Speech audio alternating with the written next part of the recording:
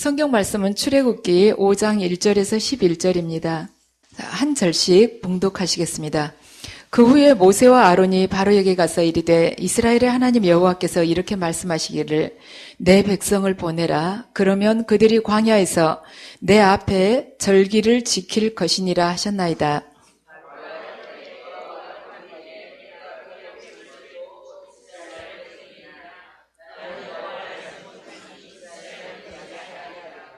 그들이 이르되 히브리인의 하나님이 우리에게 나타나셨은즉 우리가 광야로 사흘길쯤 가서 우리 하나님 여호와께 제사를 드리려 하오니 가도록 허락하소서. 여호와께서 전염병이나 칼로 우리를 치실까 두려워하나이다.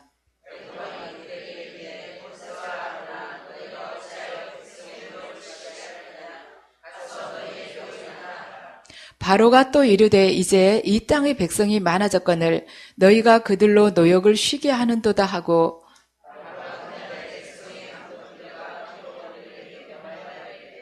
너희는 백성에게 다시는 벽돌로 쓸 집을 전과 같이 주지 말고 그들이 가서 스스로 집을 짓게 하라.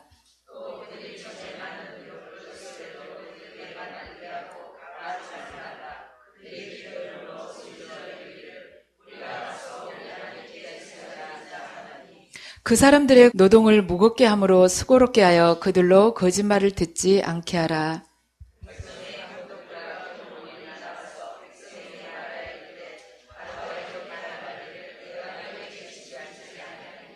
너희는 집을 찾을 곳으로 가서 주우라. 그러나 너희 일은 조금도 감하지 아니하리라 하셨느니라. 아멘. 이 시간에는 부르심의 의미에 대해서 말씀을 드리겠습니다. 우리가 많이 들어봤던 그 장편 소설이 있습니다. 반지의 제왕이라고 오래전에 굉장히 베스트셀러로 알려진 책이죠. 그 반지의 제왕을 보다 보면 그 반지의 제왕은 선과 악에 대한 그 전쟁을 그리고 있죠. 돌킨이 있었습니다. 근데 환타지 소설인데 거기에 참 의미 있는 글이 있습니다. 여러분 한번 들어보시기 바랍니다. 서로 대화를 나눈 것인데요. 전 위험한 인물을 띄고 길을 떠날 위인은 못 돼요. 차라리 이 반지를 보지 않았더라면 어째서 이 반지가 제 손에 들어온 거죠? 어째서 제가 선택된 걸까요? 그건 아무도 답할 수 없는 질문이라네. 한 가지 분명한 건 남들이 갖지 못한 무슨 장점이 있기 때문에는 아니라는 점일세. 힘이든 지혜든 자네가 남들보다 뛰어났기 때문이 아닐세. 하지만 한번 선택된 이상 자네는 자네에게 있는 모든 힘과 용기와 지혜를 사용해야 하네. 의미 있는 이야기죠. 어쩌면 간혹 우리 마음을 표현해주는 그러한 글일 것 같다는 생각이 들었습니다. 오늘 이 본문을 보면 모세와 이스라엘 백성들이 하나님의 말씀을 듣고 가장 먼저 한 일은 애굽 왕 바로를 찾아갔던 일이에요. 그래서 가서 뭐라고 말을 하냐면 애굽을 떠나야겠다고 말을 하는 것입니다. 그렇지만 바로에게 애굽을 떠나야겠다는 말을 하자 바로가 가만히 있는 게 아니라 막 이스라엘 백성들을 막 더 힘들게 만드는 것입니다. 그래서 그 관계가 훨씬 악화돼 버려요.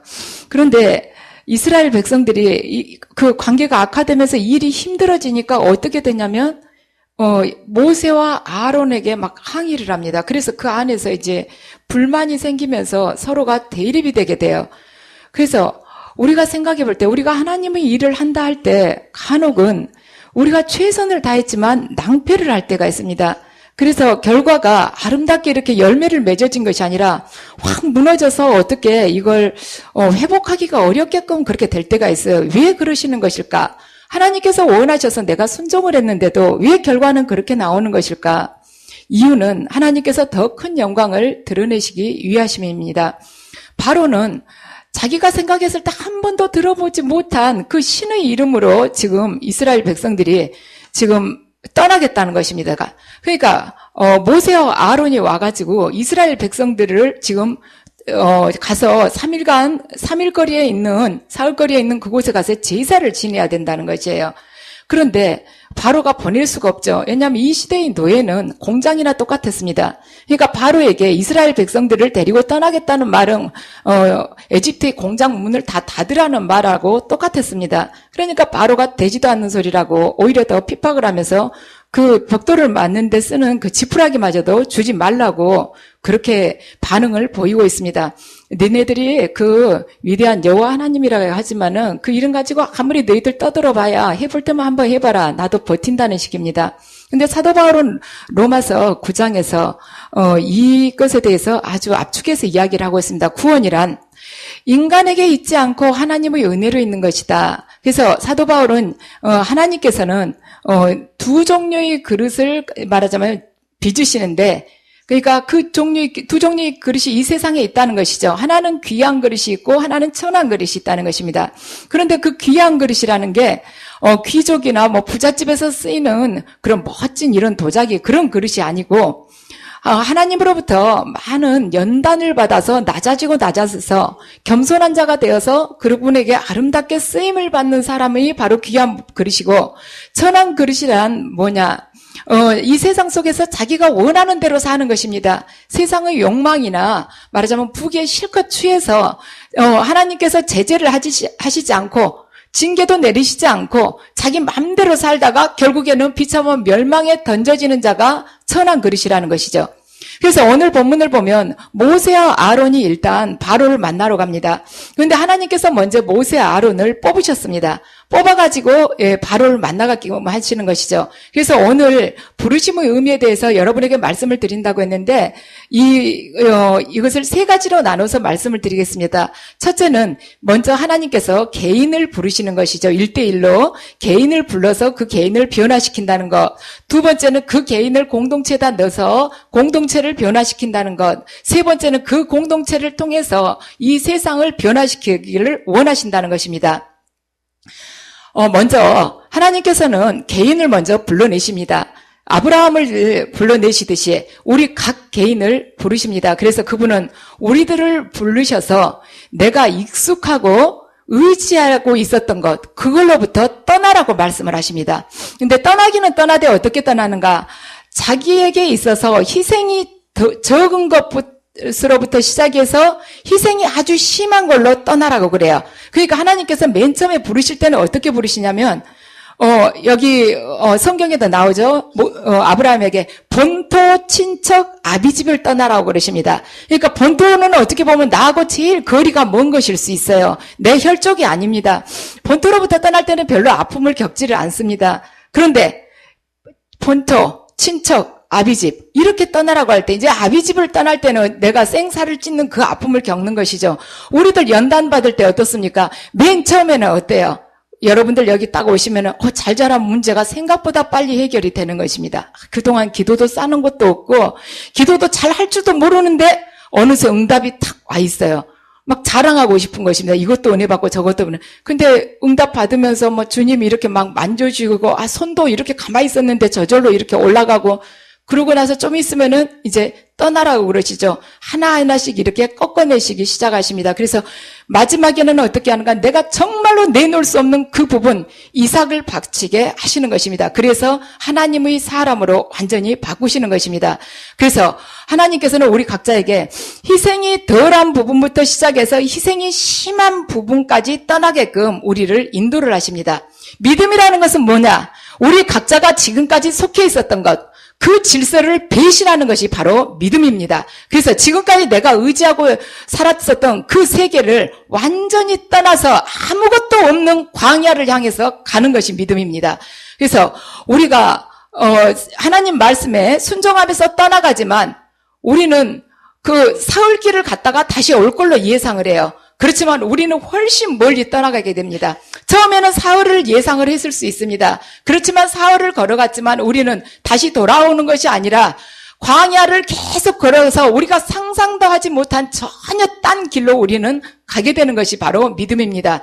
그래서 하나님께서 우리에게 말하자면 하나님을 예배하기 위해서 떠나라 이렇게 말씀하신 그 순간부터 우리는 세상과 원수가 되게 되는 것입니다.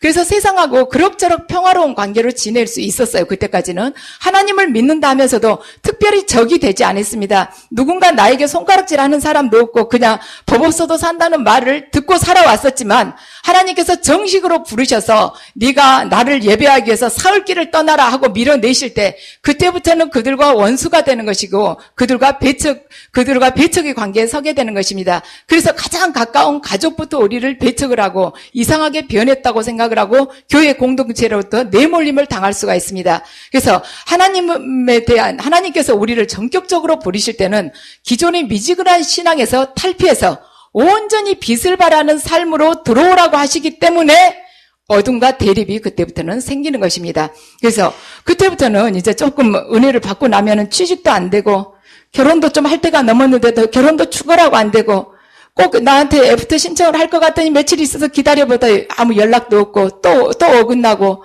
또 아직도 결혼 안 했냐고 그 말 할까 봐서 명절에 가기도 싫고 하지만 영 무슨 일이 잘 안 풀리는 게 하나님으로부터 본격적인 인도함을 받고 연단이 시작될 때입니다.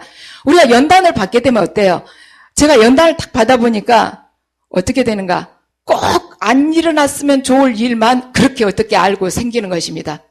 정말 신기해요. 여러분들 이건 이제 주제하고 약간 빗나간 건데 제가 혹시 상담하실까 봐서 미리 말씀을 드립니다. 여러분들 연단 중에는 절대 주식을 하지 마세요. 절대 펀드를 하시지 말기 바랍니다. 그리고 연단 중에 많은 돈을 투자해서 절대로 사업을 하지 마세요. 로또 복권을 절대 사지 마시기 바랍니다. 절대 플러스가 없습니다. 이득을 주시질 않아요. 하나님께서 우리 지금 연단을 시켜서 계속 낮추고 부끄럽고 빨가벗기려고 하시는데 어떻게 주식을 사다 펑 튀겨가지고 돈방석에 앉게 하시겠습니까? 저도 이 연단 중에 하나님께서 펀드를 한번 해보라고 하셨습니다. 저는 원래 그런 거 싫어해요. 그쪽 계통 알지도 못할 분들은. 근데 은행에 갔는데 이 직원이 오래전부터 저더러 자꾸 펀드를 해보라는 거예요. 한 4, 5년 됐어요. 한 5년 됐죠. 막 이렇게 중국 펀드 올라가고 그럴 때. 그래서 나는 모른다고 그래도 한번 해보세요 사모님. 그래서 제가 처음 말씀드렸을 때 하셨으면 이만큼 돈이 불어났을 텐데 사모님 그 시기를 놓쳤다는 거예요. 지금이라도 안 늦었으니 좀 해보세요. 그래서 계시를 받아보니까 해보라고 그러시는 겁니다. 그래서 목사님하고도 계시를 3번이나 받았더니 주님이 해보라고. 그래가지고 했어요. 가진 돈으로 한 것뿐만이 아니라 아주 빌려서까지 했습니다. 주님이 이렇게 많이 물려주신다고 했어요. 근데 정말로 신기한 거예요. 아주 이거 알 수가 없는 일. 제가 펀드를 딱 사죠. 꼭 제가 알고 산 것 같아요. 다음 날부터 꼭 떨어져요. 다시는 오르질 않습니다. 제가 샀던 그 가격으로 2번 다시 올라가질 않아요. 올라가기만 하면 팔 것 같은데 안 올라가니까 욕심이라는 게 끝이 없어요. 제가 10,000원에 샀다 하면은 절대 안 올라가니까 그 다음번에는 9,000원까지만 올라가면 팔아야지. 안 돼요. 여러분들 그래서 제가 이거 잠깐 말씀드리는 건데 연단 중에 주식, 펀드, 큰 사업, 복권은 절대로 하지 말자는 것입니다. 아셨죠? 절대로 이렇게 부하게 해주시질 않습니다. 그래서 하나님께서는 우리가 이제 우리를 딱 불러내셔가지고 이제 아픔을 주시면서 우리의 옛날 세상물을 딱 빼서 당신이 원하시는 사람으로 만들게 하시죠. 그때 우리가 얼마나 원망을 많이 합니까? 나를 원망을 한 것이 아니라 나를 전도한 사람이 그렇게 싫은 거예요. 저 사람이 전도해가지고 내가 붙들려 가서 이 고생을 한다. 원망이 되죠. 그 사람만 아니었으면 내가 그 시간에 거기 붙들려 가지 않았고 이 자리에 지금 없을 텐데. 그렇지만 하나님께서는 우리를 절대 포기를 하지 않으십니다. 잠시 힘들게 하시지만 반드시 당신께서 원하시는 모습으로 바꾸셔서 이 세상에서 제대로 빛을 발하게끔 하시는 것이죠. 그래서 일단 우리 개인을 부르셔서 하나님께서는 변화를 시키십니다. 두 번째는 이 불러놓은 개인을 통해서 공동체를 변화시키기를 원하십니다. 오늘 출애굽기 5장 15절에서 16절을 보면 이스라엘 자손의 기록원들이 가서 바로에게 호소하여 이르되 왕은 어찌하여 당신의 종들에게 이같이 하시니까 당신 족공들에게 지푸라기도 주지 않고 벽돌을 만들기는 한데 전날 지푸라기를 줄 때 100개씩 만들었다면 지금은 너희들이 주어다가 반드시 100개를 만들어라 하니 이스라엘 백성들이 아론과 모세에게 원망을 안 하겠습니까? 너희들이 가만히 입 다물고 있었으면 괜찮았는데 너희들 때문에 이렇게 고생한다 하고 원망을 하는 것이죠. 그래서 이스라엘 백성의 이 기록원들이 자기들이 직접 바로에게 가서 자기들 이 사정을 호소를 하면은 바로가 잘 받아들일 줄 걸로 예상을 하고 찾아갔습니다. 그런데 바로는 안 된다는 것입니다. 왜냐? 이 이스라엘 백성들이 왜 그걸 기대를 했냐면 자기들은 바로에게 나쁜 마음을 품고 있지 않았어요. 나쁜 마음을 품고 있지 않았기 때문에 자기들에게 어떠한 바로가 적대감이 없기 때문에 자기들이 그냥 부탁하면 아무 악의 없이 들어줄 걸로 생각을 했습니다. 근데 바로의 반응은 아주 냉랭했습니다. 왜냐, 지금 바로를 하나님께서 고집스럽게 지금 쓰고 계시는 거죠. 지금 하나님께서는 이스라엘 백성들이 바로에게 가서 이렇게 사정을 해서 거기서 잘 눌러서 타협하고 살기를 원하신 것이 아닙니다. 이스라엘 백성들이 지금 하나님의 뜻을 잘 모르고 있는 것이죠. 그 이스라엘 백성들은 자기들이 이곳을 떠나야 한다는 것, 완전히 떠나야 한다는 것을 지금 모르고 있습니다. 그들은 여전히 본인들이 바로에게만 잘 보이면 모든 것이 잘 될 걸로 생각을 하고 있는 것입니다. 그래서 이스라엘 백성들이 그 원망을 듣고 모세는 차라리 내가 나서지 않았더라면 이들이 고생을 덜 할 텐데 주님 이것이 뭐입니까? 당신께서 저에게 가서 바로에게 이야기를 하라고 하셨는데 이게 뭐냐고 하나님을 원망을 합니다. 우리들 하나님께서 어떠한 것을 역사하시기 전에 하나님께서는 반드시 침묵의 시간을 가지십니다. 그 시간이 하나님께서 우리를 달아버리시는 시간입니다. 그러니까 그동안에 얘를 훈련을 시켰는데 지금 이걸 가지고 한번 얘를 다시 한번 다뤄봐야겠다 하시고는 딱 어떠한 아픔을 딱 주세요. 그러면 우리가 그 아픔을 주시는, 우리가 견딜 수 없는 그 아픔을 주실 때 하나님께서 아무 응답도 없이 조용하게 그걸 지켜보고 계십니다. 근데 우리가 감사합니다 아버지. 아버지께서 뭔가 뜻이 있어서 이 고통을 또 허락하셨을 걸로 믿습니다 하고 순종하면서 거기에 하나님의 뜻을 구하면서 기쁘게 그 고통을 받아들이면 이게 테스트가 딱 통과지만 우리가 그걸 딱 그 문제에 부딪혔을 때 하나님 어찌해서 저에게 이걸 주십니까 하고 이거 딱 발설을 하면 내 죽은 듯이 잘 훈련 받다가 그걸 싹 엎는 거나 똑같아요. 하나님께서 그 시간에는 별로 응답을 안 하고 가만 침묵으로 지켜보시는데 왜 지켜보시는가? 우리 내면에 있는 불순종의 그러한 근성들이 얼마나 올라오는가를 그분이 지켜보십니다. 얘가 순도가 높게 제대로 정화가 됐는가? 제대로 깨끗한 이 영성으로 변화되어 가고 있었는가? 하고는 조용히 지켜보세요. 근데 내 저 무의식 안에서 불순종이 확 올라오면서 불만을 내뱉게 되면 다시 훈련이 저 뒤로 다시 말하자면 미뤄지는 것이죠. 그래서 거기서부터 또 다시 이렇게 시작을 해야 되는 것입니다. 그래서 여러분들 하나님의 이 침묵, 아무 말씀 없으실 때 나에게 지금 무엇을 원하고 계시는가, 내가 이 상황을 어떻게 받아들이기를 원하시는가, 이것이 분명히 테스트인데 내가 어떻게 해야만이 잘 넘어갈 수 있는가를 기도하면서 구하시기 바랍니다. 자, 모세는 이스라엘 백성들이 지금 원망을 하고 불평을 하는데, 불평을 하면서 지금 바로와의 관계가 나빠졌습니다. 나빠졌는데 이 위기가 왜 왔을까? 이것은 바로와 이스라엘 백성 사이에 있었다고 생각을 하고 있습니다. 근데 이 위기가 바로와의 관계에 있는 것이 아니라 실은 바로와의 관계 사이에서 이게 위기가 온 것이 아니라 진정한 평화를 얻고 싶으면, 진정한 평강을 우리 크리스찬들이 얻고 싶으면 하나님의 뜻에 순종할 때 평강을 얻게 되는 것이에요. 위기가 왔을 때 바로한테 가서 어떻게 막 사정해서 평강을 얻으려고 할 거 아니라 크리스찬에게 있어서는 바로를 통해서 평강이 온 것이 아니라 하나님 말씀에 대한 순종을 통해서 평강이 온다는 것입니다. 그래서 이렇게 생각하면 우리가 이것은 3,500년 전의 일이지 무슨 소리야. 우리가 교회 안에서 말하자면 내가 어떠한 공동체에서 봉사를 하고 있다고 생각을 해보세요. 나는 아무 악의 없이 할 수 있습니다. 그런데 내 영적 지도자가, 그 교회의 영적 지도자가 나를 말하자면 핍박을 하는 경우가 있어요.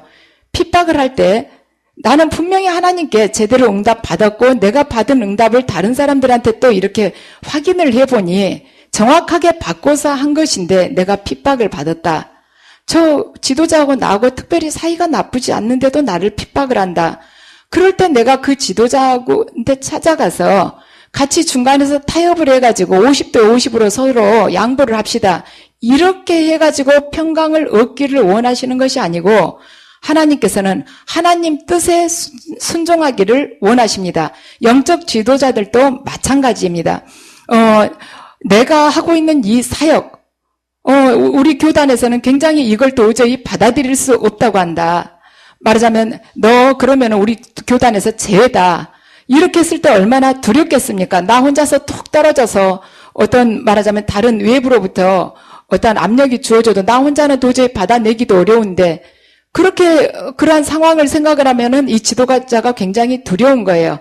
그렇지만 하나님께서는 우리 공동체를 통해서 이 일을 이루기를 원하시는데 교단에서는 절대로 받아들일 수 없다고 할 때 지도자가 교단의 지도자에게 찾아가서 같이 중간에서 적당하게 그럼 우리는 여기까지만 할 테니까 교단에서는 여기까지는 좀 봐주십시오 하고 합의를 해서 평화를 얻으라는 것이 아니라 평화 계약을 체결하라는 것이 아니라 하나님의 뜻은 교단으로부터 내쫓김을 받는다 할지라도 당신 뜻대로 걸어가라는 것이 우리 공동체에게 주시는 말씀입니다.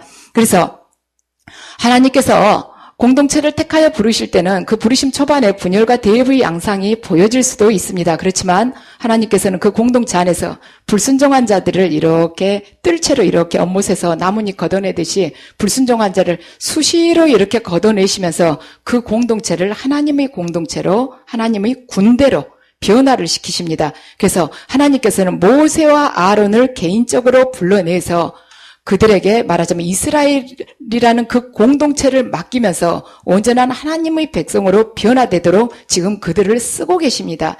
그래서 공동체 안에서 우리가 이렇게 훈련을 받을 때 이 정도는 괜찮겠지. 나 하나쯤이야 괜찮겠지. 군중심리에 의해서 여러 사람 중에 내가 끼어 있는데 어쩌랴. 여기 60명인데 그러면 책임이 60분의 1로 나눠지겠지. 하나님께서 그 정도로 미약하게 보시겠지. 절대 아닙니다. 하나님과 나와의 관계는 1대1이지 60분의 1이 아닌 것입니다. 그래서 우리 공동체 각 개인이지만 하나님께서는 하나하나의 영혼을 온전한 전체로 보고 바라보시기 때문에 우리 각 개인이 성화되는 데 있어서 말하자면 피땀 흘리면서 그분이 원하신 그 뜻에 맞춰야 된다는 것이죠. 이렇게 해서 공동체가 성화가 되면 하나님께서는 이 공동체를 세상으로 내보내십니다. 그래서 이스라엘 백성들은 40년간 광야의 연단을 통해서 애국에서 우상 숭배와 세속적인 사고방식을 가졌던 그것을 광야 생활을 통해서 이제 완전히 개혁을 하게 됩니다. 우리가 봄에 막 쟁기질하죠. 땅 밑을 완전히 뒤집어 파지 않습니까? 이 40년의 광야 생활을 통해서 이스라엘 백성들이 그 근성을 완전히 뒤집어 엎은 것입니다. 쟁기질을 한 거예요. 그래서 하나님께서 하나님의 백성으로서 제대로 그 말하자면 성결한 그러한 자로 이 40년을 통해서 지금 변화를 시키고 계십니다. 자, 우리들 지금 각 개인들 다 불림을 받았습니다. 그리고 공동체를 통해서 훈련을 받고 지금 변화가 되어가고 있습니다. 왜 우리가 선택되는 것입니까? 한 가지 분명한 것은 남들이 갖지 못한 장점을 우리가 가졌기 때문이 결코 아니고 힘이든 지혜이든 우리가 남들보다 뛰어났기 때문이 아닙니다. 우리는 우리에게 허락하신 하나님께서 주신 그 힘과 용기와 지혜를 사용해서 이 세상을 구하라고 지금 우리가 선택이 된 것입니다. 예수님께서는 요한복음 12장 24절에서 말씀하십니다. 한 알이 미리 땅에 떨어져 죽지 않으면 한 알 그대로 있고 죽으면 많은 열매를 맺으리라. 고고학자들이 3000년 전의 미이라를 해부를 했습니다. 미이라를 딱 해부를 했더니 수천 년 전에 그 죽은 시체인데도 그 손에다가 이렇게 손에 뭔가를 꽉 쥐고 있었어요. 그래갖고 해부한다고 이렇게 손을 펴가지고 해부를 해보니 이 손에가 미랄이 들어있었던 것입니다. 그러니까 수십 개의 미랄을 쥐고서 그대로 미라로 된 거예요. 그래서 학자들이 그 손에 미라 안에 들어있었던 그 손에 그 미라를 딱 꺼내가지고 이제 이걸 땅에 묻어가지고 정성껏 이거 관리를 해줬습니다. 키워줬어요. 그랬더니 거기서 싹이 나가지고 말하자면 수십 개, 몇백 배의 이렇게 열매를 맺게 된 것이죠. 3000년 된 미랄이었지만은 생명체이기 때문에 싹이 난 것입니다. 근데 그 미랄이, 수십 개의 미랄이 이 미라의 손에 있을 때는 3,000년 동안 있었어도 싹이 전혀 안 났어요. 근데 그걸 꺼내서 땅에다 딱 심어주니까 3,000년 전의 미랄이었지만은 싹이 난 것입니다. 죽은 시체의 손에 아무리 이 미랄, 이 생명체가 쥐어져 있다 할지라도 3,000년이 지난다 할지라도 4,000년이 지난다 할지라도 이가 땅에 떨어져서 죽지 않으면 절대 열매가 맺을 수 없다는 것입니다. 그래서 열매가 맺기 위해서는 반드시 하나의 생명이 죽어야 하는 것입니다. 독일의 보네퍼는 이런 말을 했습니다. 예수님께서 우리를 부르실 때는 부르신 목적이 뭔가? 와서 죽으라고 불렀다는 것입니다. 와서 죽어라. 그래서 우리들에게는 있어서요, 예수님은 하나의 미랄로 우리가 살아가기를 원하십니다. 땅에 떨어져서 반드시 죽는 미랄. 그래서 하나님께서 원하시는 곳에 우리가 떨어져서 반드시 죽는 것, 그것이 우리가 선택된 목적입니다. 그래서 우리가 지금 다들 생명체는 가지고 있지만 우리가 떨어지지 않으면 미라의 손에 들려 있어도 3,000년 동안 절대로 우리는 열매를 맺을 수 없는 그런 씨앗에 불과하지만 우리가 땅에 떨어지되 하나님께서 원하시는 그 사명을 가지고 땅에 떨어져 죽을 때 하나님께서는 그 사람을 통해서 60배, 100배의 열매를 맺는 수가 있으신다는 것입니다. 그래서 진정한 구원이라는 것은 뭔가? 죄악의 노예로 있었던 그 백성을 하나님께서 인도에 내셔서 새로운 피조물로 거듭나게 하는데 여기까지가 구원이 아니고 그들이 광야길을 걸으면서 연단을 받아서 온전한 하나님의 군대로 변화되어서 이 세상을 개혁해서 하늘나라로 만드는 것까지, 그러니까 이 세상 속에서 과거의 우리들처럼 사탄의 종이 되어 있는 사람들을 다시 거기서 출애굽을 시켜서 하늘나라의 백성을 만드는 그 사명을 완수하는 것까지가 온전한 구원이라는 것입니다. 그래서 여러분들은 이미 선택이 됐습니다. 내가 남들이 갖지 못한 무슨 뛰어난 장점이 있어서 선택된 것이 아니라 하나님께서 와서 죽으라고 우리를 뽑아주셨기 때문에 선택이 된 것입니다. 그렇다면 이제 우리가 할 일은 무엇인가? 하나님께서 떨어져 죽으라는 그 자리에 가서 죽는 것만이 우리가 할 것입니다. 그래서 내가 죽을 때만이 이 땅에 30배, 60배, 100배의 열매가 맺힘을 깨달으시고 여러분들 이 남은 생을 하나님을 위해서 내바치는 하나의 미랄 되시기 바랍니다.